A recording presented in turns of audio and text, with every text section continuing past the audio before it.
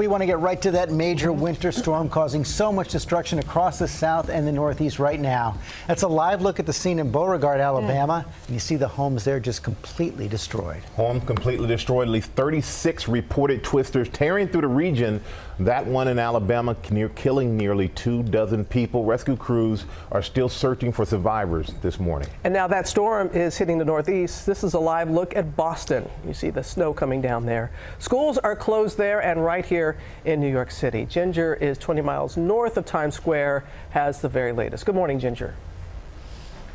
Good morning to you, Robin. You can see right here we've got about 8 inches, and there are places from Rhode Island to Massachusetts that got up to 15 inches. It's not the amount, but the type of wet, heavy snow. You see that tree limb going up as I shake it off? Power lines came down, tens of thousands of us, and I say us because my family is one of them, without power this morning. But this is nothing compared to what the southern side of the storm did. Look at that tornado, a half a mile wide. Preliminary reports of it being an EF3. It took at least 23 lives and then crossed over into the state of Georgia, doing considerable damage there too. So you know there's that severe storms component. There's the northern component. I think all of us are ready to say good riddance to this storm. And you can see on the radar, it is moving out and will be out of our hair in the next couple of hours. George? Okay, Ginger. Ginger showed some of that tornado damage right there. It went across the South. 4 states hit by 36 twisters. Those are the ones were reported. We showed that one in Beauregard, Alabama. It killed 23 people, and ABC's Steve Osunsami is on the scene there. Good morning, Steve. Good morning to you, George. This is where most of the heartache happened, where all of those people who were killed lived. Behind me is what's left of a home. I don't know if you can hear that. That is the sound of the fire alarms that are still going. There's certainly an emergency here. This here is something that I found under a piece of plywood. It's a Valentine's Day card that a son wrote to his mother. And over here is where we think that home came from. The storm wiped it clean. This was the panic as the sky was falling over Alabama and Georgia. That city has been destroyed.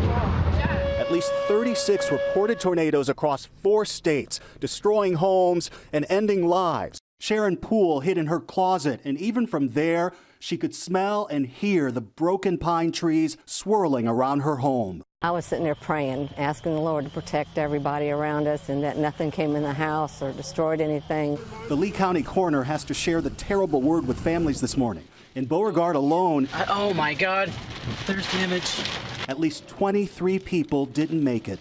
One of them, an 8-year-old child. Dozens more are hospitalized. This family was thanking God. Their 72-year-old grandmother somehow walked away from this home. Tell God thank you. Authorities are putting up heat-seeking drones to search for survivors trapped in their homes. They found some people standing on their roofs, the roads to their homes blocked by debris and fallen trees. Early reports say the first tornado to hit here was an EF3, a half-mile wide, with wind speeds near 136 miles an hour, strong enough to rip this billboard out of the ground and send it flying a whole 20 miles away into this neighbor's yard. The winds blew this cell phone tower down and across a road and ripped this restaurant and gas station down to its studs. The utilities crews are here now trying to restore power to this area, and as if all of this weren't enough, now comes the freezing cold. Families are going to have to sift through all of this in below freezing temperatures. Michael? All right, thank you so much, Steve. And joining us now is Lee County Sheriff Jay Jones. And Sheriff Jones, we want to start by saying we're very sorry for the loss in your community. So thank you for joining us. Yes, sir. Good morning.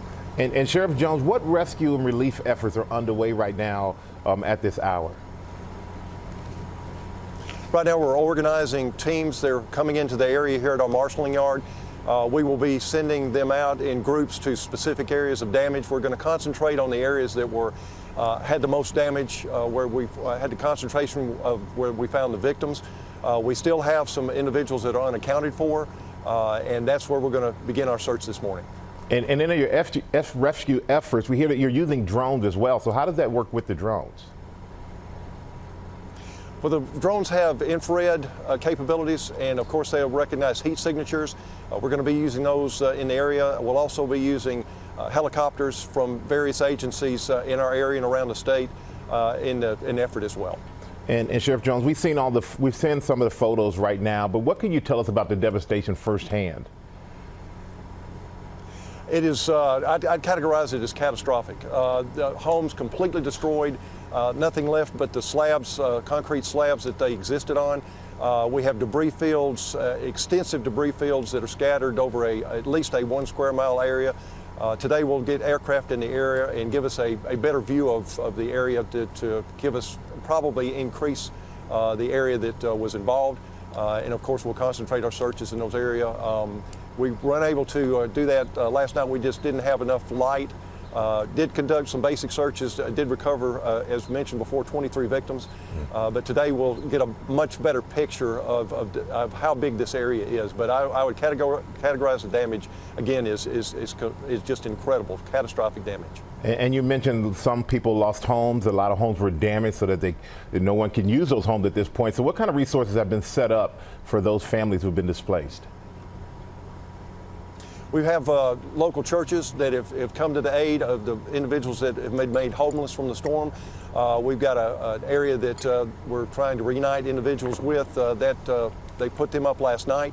We'll continue to do that, and we've been offered aid from so many places where we're very appreciative of the great response that we've had so far. And Sheriff Jones, we're appreciative of you taking the time with us this morning in the middle of all of this, and our thoughts are with you and with the people of Alabama. And thank you so much, sir.